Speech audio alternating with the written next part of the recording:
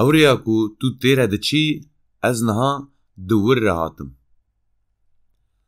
دبیجن روژک جروجان لچایه کی آسه بزنک هلکشیا بو رفه کی بلند گیایه کو لور هشین هاته بو دخوار.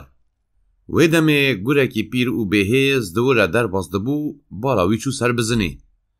بدنگه کی کوبار گازی وی بزنه کر و گود ستیا بزن طولو وی گازی لچه دیگری هشه تهره توی بکهوی درین خوبشکینی واره جیر بچیره گیایه لور هی هشین و هی خوشتره.